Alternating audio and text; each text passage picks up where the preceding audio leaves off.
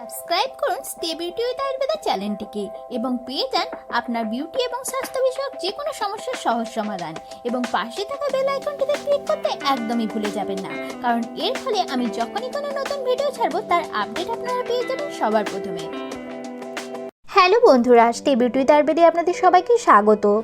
ঋতুর পরিবর্তনের কারণে সবথেকে বেশি রোগে আক্রান্ত হয় শিশুরাই। হঠাৎ করে বৃষ্টি, কখনো রোদ, আবার কখনো ঠান্ডা ঠান্ডা আবহাওয়ার ফলে শিশুদের সর্দি জ্বর এবং বুকে কফ জমে যাওয়ার মতন সমস্যায় আক্রান্ত হতে হয়। শিশুদের বুকে কফ জমে গেলে শিশুর সঙ্গে সঙ্গে ভুগতে হয় বাবা মাকেও। তাছাড়া এই কফ থেকে শিশুর শ্বাসকষ্ট শুরু হয়, যা থেকে একসময় নিউমোনিয়া পর্যন্ত হয়ে যেতে পারে। তাই কষ্ট কমাতে এবং বিপদ এড়াতে জেনে নিন শিশুর বুকে জমে থাকা কফকে কিভাবে দূর করবেন। 1. 2টি রসুনের কোয়া ও 1 টেবিল চামচ মৌরি ভালো করে ভেজে তা গড়িয়ে নিন। এবার এই মিশ্রণটি একটি পরিষ্কার কাপড়ে বেঁধে তার পুঁটলি তৈরি করুন। শিশুর ঘুমানোর স্থানে এই পুঁটলিটি রেখে দিন, কিংবা এই পুঁটলি থেকে তাকে ঘ্রাণ নিতে বলুন। এর গন্ধটি শুকলে শিশুর বন্ধনাক খুলে যাবে এবং সর্দি অনেকটাই সরে গিয়ে সে আরাম বোধ করবে। 2. বাচ্চাকে ঠান্ডায় টমেটো এবং রসুনের স্যুপ খাওয়াতে পারেন। এটি শিশুর শরীরে জলের চাহিদা তো পূরণ করবেই, তার সাথে সাথে শিশুর জমে থাকা কফকে গলিয়ে দেবে। এবং শীতকালের আবহাওয়ায় এই স্যুপটি খেলে আপনার শিশু অনেকটাই চাঙ্গা অনুভব করবে। 3.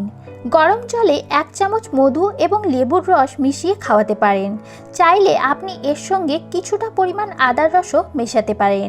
এটি আপনার শিশুকে অনেকটাই আরাম দেবে তার যদি সর্দি জ্বর কিংবা কফের সমস্যা হয়ে থাকে, এবং ধীরে ধীরে সেটি সারিয়েও তুলবে। 4. একটা পাত্রে খানিকটা জল গরম করে এর মধ্যে কয়েকটা পুদিনা পাতা দিন।